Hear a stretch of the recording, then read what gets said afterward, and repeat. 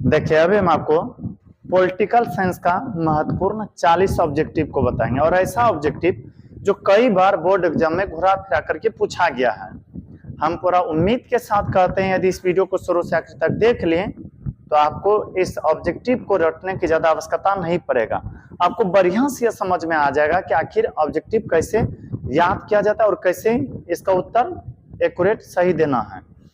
हालांकि इससे पहले भी एक वीडियो बनाए थे जिसमें कि 40 ऑब्जेक्टिव बताने का प्रयास किए थे पॉलिटिकल साइंस का। हमें उम्मीद है कि आप देखे होंगे, यदि नहीं देखे हैं तो जाकर के देख लीजिएगा। यह पार्ट 2 है, इसमें भी हम आपको 40 महत्वपूर्ण बोर्ड एग्जाम में पूछा जाने वाला ऑब्जेक्टिव को ही बताएंगे। ध्यान से देखिए, अब हम बारीकी से प्रत्येक ऑब्जेक्टिव को बताएंगे। पहला, इसमें भारतीय लोकतंत्र में सत्ता के विरुद्ध जन आक्रोश किस दशक में हुआ। आपको यह बात याद रखना है, 1971 के आम चुनाव में इंदिरा गांधी को ऐसा लगने लगा कि अब हम जीत नहीं पाएंगे, तो भोले भाले जनता को ठगने के लिए और फिर से सत्ता प्राप्त करने के लिए इंदिरा गांधी ने गरीबी हटाओ का नारा देते हुए कहा कि यदि हम सत्ता में आ गए तो इस देश से गरीबी दूर कर देंगे। जनता को लगा कि हम लोगों का गरीबी दूर कर देंगे इंदिरा गांधी, इस कारण से उनको पूरा बहुमत के साथ लोग जिता दिए। परिणाम यह निकला कि गरीबी को तो कुछ नहीं हटा पाए, लेकिन गरीबों को ही हटाना शुरू कर दिया, कि गरीबी और ही बढ़ गया। तो इस कारण से जयप्रकाश के नेतृत्व में बिहार में छात्र आंदोलन हुआ। कब? 1974 ईस्वी में, जिसमें 1975 ईस्वी में इंदिरा गांधी को ऐसा लगने लगा कि अब हमसे सत्ता नहीं चल पाएगा, तो उनके द्वारा आपातकाल की घोषणा कर दिया गया था। आपसे यदि पूछे ना आपातकाल की घोषणा कब लागू किया गया, तो कहिएगा 1975 ईस्वी में। किनके द्वारा? इंदिरा गांधी के द्वारा। तो यहाँ पर प्रश्न है, भारतीय लोकतंत्र में सत्ता के विरुद्ध जन आक्रोश किस दशक में हुआ? तो आपको पता है 1974 जो आता है किस दशक में? 1970 के दशक में। यदि आपसे पूछे 1986 किस दशक में? 1980 के दशक में। तो 1970 के दशक में सत्ता के विरुद्ध जन आक्रोश हुआ था। फिर आगे प्रश्न है, बिहार में संपूर्ण क्रांति का नेतृत्व किसने किया था? वही जयप्रकाश नारायण ने किए थे संपूर्ण क्रांति का नेतृत्व। जयप्रकाश नारायण ने छात्र आंदोलन को एकदम शक्तिशाली बनाने के लिए एक नारा दिए थे, संपूर्ण क्रांति। उसमें कहे थे जयप्रकाश नारायण, यह सिर्फ मेरा क्रांति नहीं है, पूरे भारतवासी का है, जिसमें पूरे भारतीय लोगों ने भाग लेने का प्रयास किए थे।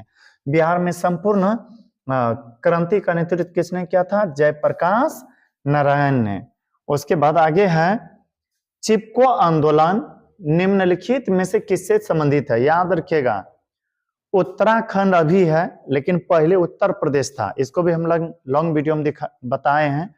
वहां पर हुआ यह था कि सरकार ने किसी कंपनी के हाथों में जंगल को बेच दिया, और जिस जंगल के काफी सारे लोग लकड़ी उकड़ी काट करके लाते थे, अपना जीविका चलाते थे, उसी को जल्दी से कंपनी वाले पेड़ पौधे की कटाई करने लगे।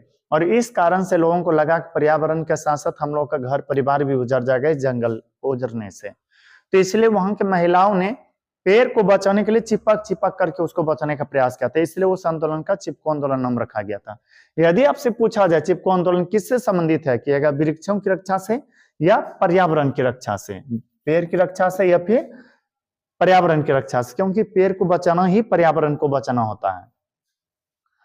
16वीं लोकसभा चुनाव कब हुआ था? याद रखिएगा, 16वीं लोकसभा चुनाव जो हुआ था वह हुआ था 2014 ईस्वी में, जिसमें पहली बार नरेंद्र मोदी भारत के प्रधानमंत्री बने थे।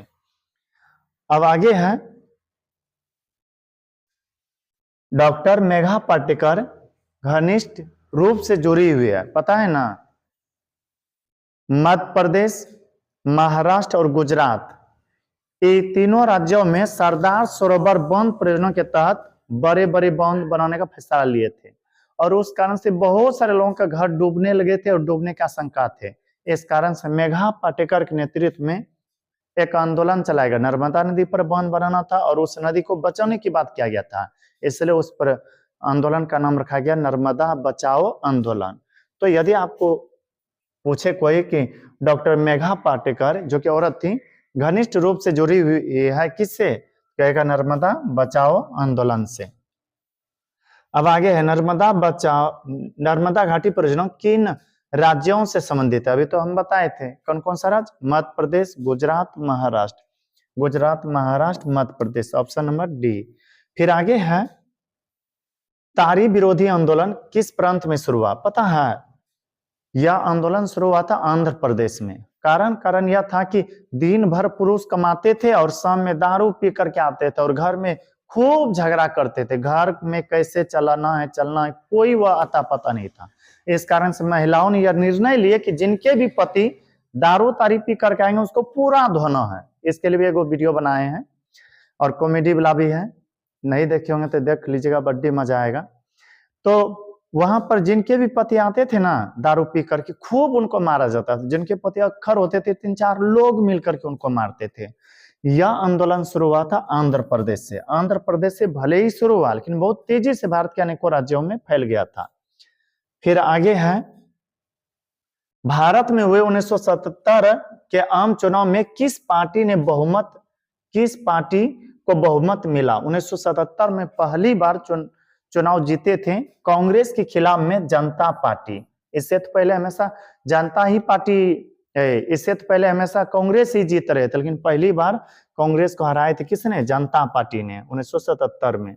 फिर आगे है वर्ष 1975 भारतीय राजनीति में किस लिए जाना जाता है? अभी बताया तो 1975 में इंदिरा गांधी ने आपातकाल की घोषणा किया था।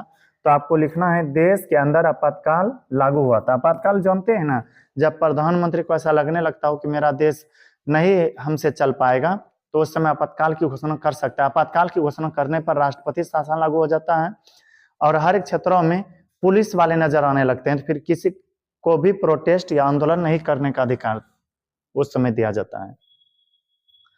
फिर आगे है लोकसभा में निर्वाचन हेतु कुल सीटों की संख्या कितनी है? फिर से देखिए, लोकसभा में निर्वाचन हेतु कुल सीटों की संख्या कितनी है?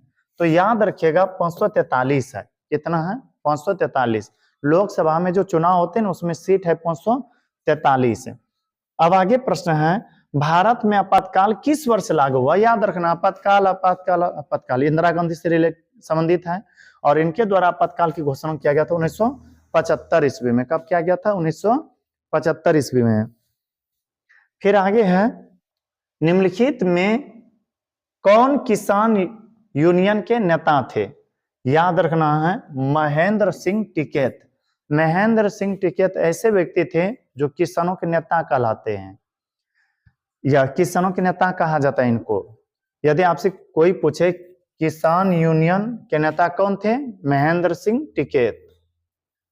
अब आगे है किसके नेतृत्व में 1977 में जनता पार्टी की सरकार का गठन हुआ था? अभी हम बताए थे कांग्रेस को हराए थे पहली बार कोई दूसरा पार्टी, तो वह थे जनता पार्टी। कब? 1977 में हराए थे और उस समय जनता पार्टी का नेतृत्व कर रहे थे मोरारजी देसाई।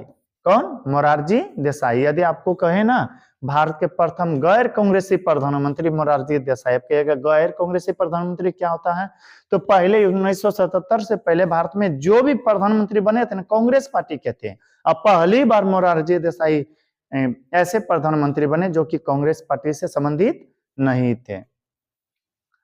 अब आगे है भारत ने गणतांत्रिक संविधान को कब अंगीकार किया? भारत में गणतंत्र की स्थापना पता है कब हुआ है? 26 जनवरी 1950 ईस्वी को। इसलिए हम 26 जनवरी को गणतंत्र दिवस के रूप में मनाते हैं और घर घर झंडा फहराते हैं। तो 26 जनवरी 1950 ईस्वी को। फिर आगे है बांग्लादेश कब स्वतंत्र हुआ? पता है बांग्लादेश पहले पूर्वी पाकिस्तान का हिस्सा था। पाकिस्तान है ना, पाकिस्तान का हिस्सा था जिसे हम पूर्वी पाकिस्तान कहते हैं। वहां पर पाकिस्तानियों ने अत्याचार करना शुरू कर दिया। इस कारण से वहां के लोगों ने पाकिस्तानी के खिलाफ विद्रोह छेड़ दिया और इसमें भारत ने भी साथ देकर उसको जल्दी से आजाद करवा दिए थे। तो बांग्लादेश का निर्माण हुआ था 1971 ईस्वी में। फिर आगे है किस देश में बहुदलीय व्यवस्था नहीं है? याद रखिएगा बहुदलीय व्यवस्था उसे कहते हैं जहां के अनेकों दल हो। भारत में बहुत सारा दल है इसलिए भारत को बहुदलीय व्यवस्था कहेंगे।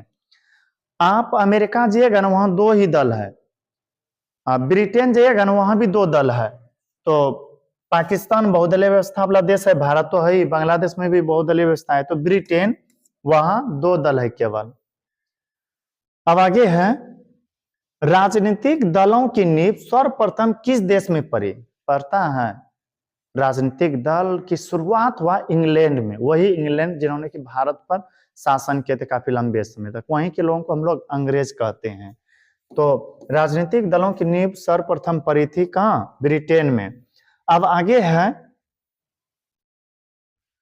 नेपाल में वर्तमान समय में किस प्रकार की शासन व्यवस्था है? अभी तो लोकतंत्र है, लेकिन 2006 से पहले, 2006 से पहले वहां राजतंत्र था। तो वर्तमान समय में पूछे तो कहना है लोकतंत्र नेपाल में है व्यवस्था।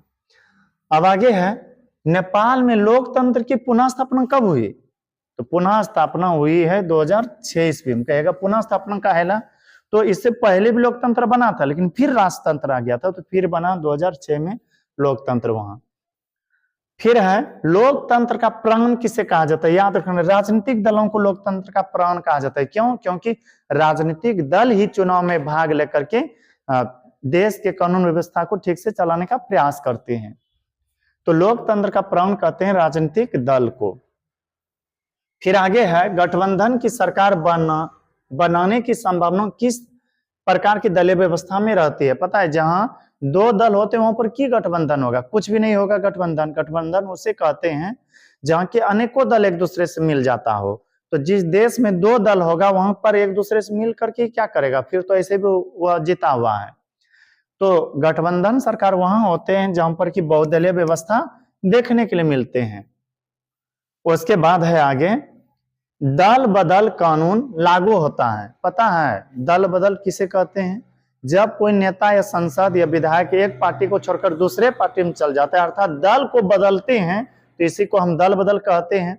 1985 में दल बदल को रोकने के लिए कानून लाए थे, जिसमें कहा गया था यदि कोई दल को बदले तो उसका वैल्यू 0 हो जाएगा, कोई मान नहीं रहेगा। तो लोग दल को बदलना बंद कर दिए थे, लेकिन ज्यादा दिन तक नहीं चल पाए, वह फिर खत्म हो गए थे। तो दल बदल कानून जो लागू होता है ना, वह संसद एवं विधायकों पर। किन पर? संसद एवं विधायकों पर। संसद विधायक पता है ना, देखिए प्रधानमंत्री का जो चुनाव होता है उसमें जो भी कैंडिडेट खड़ा होते हैं, यदि वह जीत लेते हैं तो संसद बनते हैं। अब मुख्यमंत्री का जो चुनाव होता है उसमें जो जीतते हैं कैंडिडेट अलग अलग क्षेत्रों से, उसे विधायक कहते हैं। भारतीय जनता पार्टी की स्थापना कब हुई? भारतीय जनता पार्टी, जिसे बीजेपी कहते हैं और वर्तमान समय में भारत का मजबूत पार्टियों में से एक माना जाता है। तो भारतीय जनता पार्टी की स्थापना हुआ है 1980 ईस्वी में, जिसका चुनाव चिन्ह क्या है? कमल छाप। और प्रमुख नेता कौन है? नरेंद्र मोदी। कितने बार प्रधानमंत्री बने नरेंद्र मोदी? 3रे बार। वर्तमान के प्रधानमंत्री श्री नरेंद्र मोदी ही है। अब आगे, भारतीय राष्ट्रीय कांग्रेस की स्थापना कब हुआ? कई बार प्रश्न को पूछा गया, कई सारे एग्जाम में, हम कई बार एग्जाम दिए कंपटीशन लेवल का, उसमें लगभग इसको देखने के लिए मिल गया था। तो भारतीय राष्ट्रीय कांग्रेस का स्थापना हुआ है 1885 में, और एक अंग्रेज थे जिनका नाम था A.O. ह्यूम, इन्हीं के नेतृत्व में किया गया था।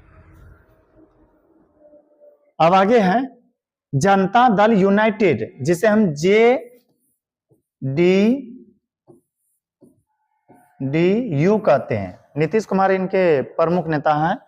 जनता दल यूनाइटेड का गठन कब हुआ? तो उनका गठन हुआ था 2003 में। कब हुआ था? 2003 में।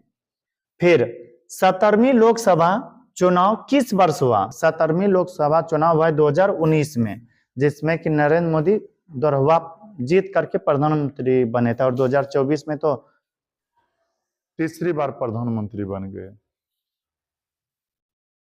अब आगे है, राजनीतिक दलों की मान्यता एवं उसका चुनाव चिन्ह किसके द्वारा प्रदान किया जाता है? आपको पता होगा, भारतीय जनता पार्टी का चुनाव चिन्ह कमल छाप। क्या लगता है कि अपने मन से चुन लिए होंगे कमल? नहीं।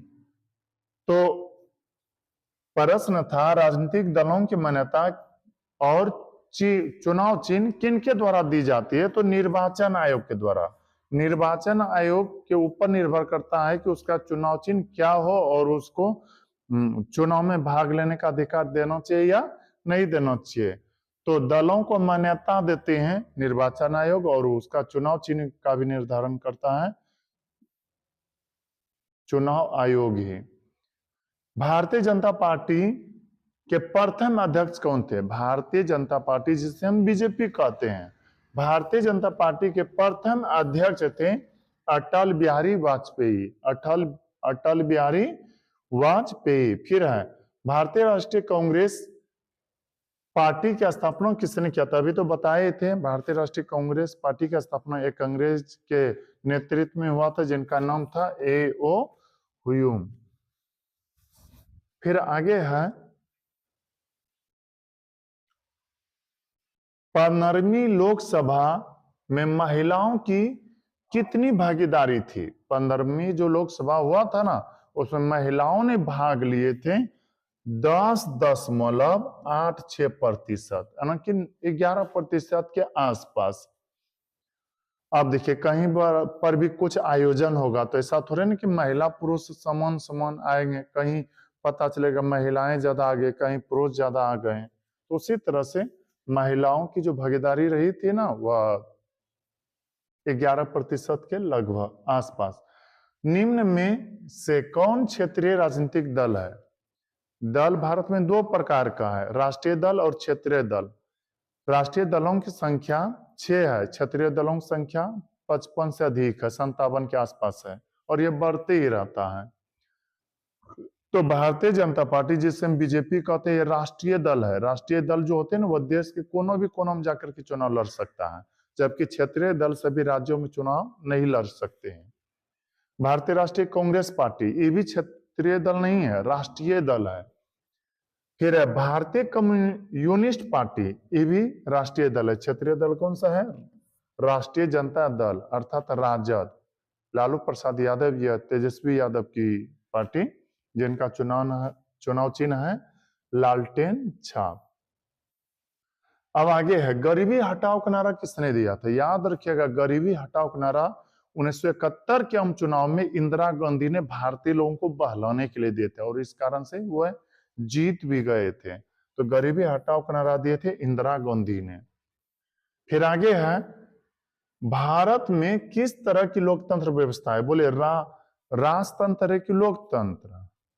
पहले राजतंत्र था 1947 के पहले, और अभी क्या है? लोकतंत्र। लोकतंत्र में जनता वोट देकर के किसी नेता को चुनते हैं, और इसी को कहते हैं अप्रत्यक्ष प्रजातंत्र। इसे क्या कहते हैं? अप्रत्यक्ष प्रजातंत्र। अप्रत्यक्ष प्रजातंत्र का अर्थ हुआ जनता के द्वारा किसी नेता का चयन किया जाना। अब आगे है सरकार का कौन सा प्रकार सबसे अच्छा माना जाता है? पता है, राजतंत्र के बारे में चर्चा करें तो वहां राजा ही सब कुछ होते थे, राजा का पुत्र ही राजा बनेगा, चाहे वह नालायक हो, बदमाश हो, कितना अच्छा हो। और लोकतंत्र वह होता है जहां पर कि यदि लगता है कोई नेता ढेर गड़बड़ कर रहा है तो उसको जनता बाहर निकाल देते हैं, हटा देते हैं। तो सबसे जो अच्छा माना जाता है ना, वो लोकतंत्र माना जाता है। तानाशाही मतलब जहां मनमानी किया जाता हो। आप साउथ कोरिया जाइए, दक्षिण कोरिया, उत्तरी कोरिया, ये सब ऐसे है जहां की लोकतंत्र का नाम ठीक से नहीं सुनिएगा। अब आगे है लिच्छवी गणतंत्र भारत के किस राज्य में अवस्थित है? तो यह है बिहार। पता है लिच्छवी गणतंत्र आप पढ़े होंगे गौतम बुद्ध सब के बारे में, तो लिच्छवी गणराज से ये सब रिलेटेड थे। तो लिच्छवी गणतंत्र के बारे में यदि आपसे पूछे तो लिच्छवी गणतंत्र बिहार में था। अब आगे है भारत में कितने राष्ट्रीय दल है? अभी बताए थे 6 राष्ट्रीय दल है, जबकि क्षेत्रीय दल 57 या 57 से अधिक है।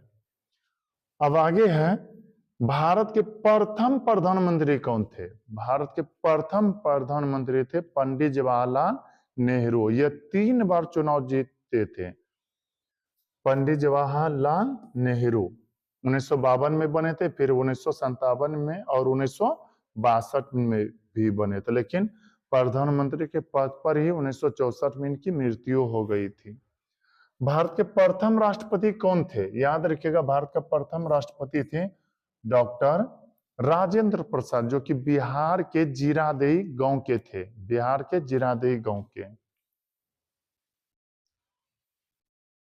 अब आगे है और यह लास्ट का भी है, भारत के वर्तमान प्रधानमंत्री कौन? याद रखना है, भारत के वर्तमान प्रधानमंत्री है नरेंद्र मोदी। कौन है? नरेंद्र मोदी। बस इस वीडियो में इतना ही। यदि यह वीडियो आपको अच्छा लगा हो तो हमारे वीडियो को लाइक करें। यदि अभी तक हमारे चैनल को सब्सक्राइब नहीं किए हैं तो कर ले, ताकि जो भी इस तरह से वीडियो अपलोड करें वह आप तक आसानी से पहुंच सके। मिलते हैं किसी अगला वीडियो में, तब तक के लिए धन्यवाद।